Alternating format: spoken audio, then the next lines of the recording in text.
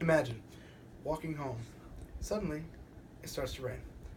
But it's not just any rain, it's starting to tingle a little. All of a sudden, it starts to burn. It's acid rain. You may ask, why is it raining acid? Well, the answer is pollution levels in your area are probably high.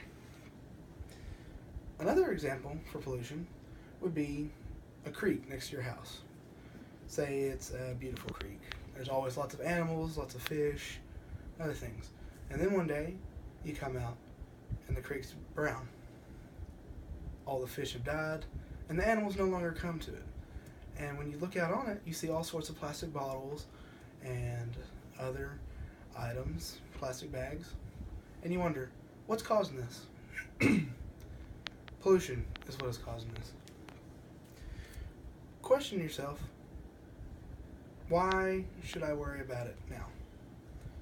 Well, if you're not worried about it now of yourself, what about your children or your grandchildren? What kind of world would they grow up in if the world was full of things like acid rain, polluted water, smog? What kind of world would that be for them? But there's a way you could help. The world's pollution levels are on the rise. That is a given.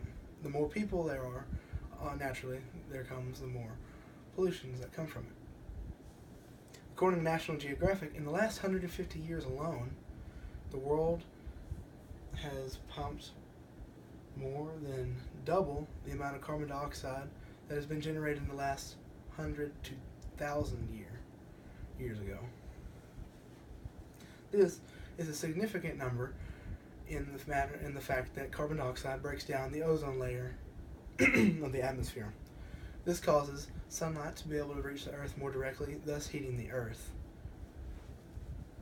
Another point made by National Geographic is that sulfur dioxide levels have increased as well.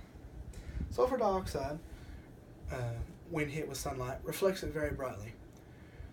This, you may think, might be a good idea, but it's actually not. The amount of sulfur dioxide present in the atmosphere can actually cause the planet to cool down, thus creating an ice age, which also for your children or grandchildren or yourself would not be very pleasant. Sulfur dioxide is also a major cause of acid rain. But pollution can be prevented.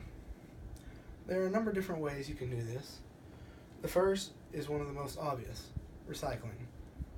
It doesn't take much to walk outside and pick up a plastic bottle and put it in a bin.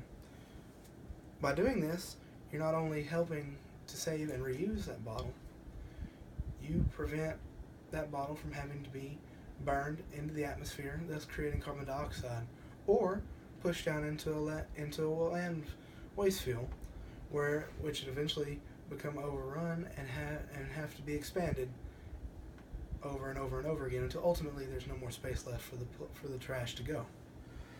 The second thing you could do to reduce the carbon dioxide levels in the atmosphere, according to the EPA, most pollution, the best way to stop pollution is to start at the source. One source of carbon dioxide and carbon monoxide would be to shut off vehicles. Instead of getting in your vehicle and driving down 2 blocks, why not walk or ride a bike? Take an electric subway.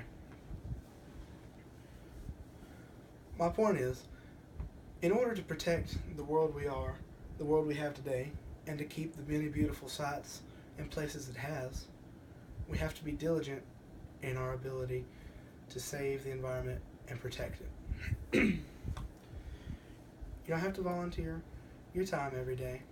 You don't have to go out and put on the orange vest and walk down the middle of the highway and pick up trash. All it takes is maybe walking that 2 blocks, or throwing away, or buying reusable bottles and items. Reusable bags to cut down on the amount of paper and plastic bags that grocery stores provide you with. This gives you the ability as a person to keep everything safe for the environment. By doing this, you're helping the environment, but you're also helping yourself. Thank you.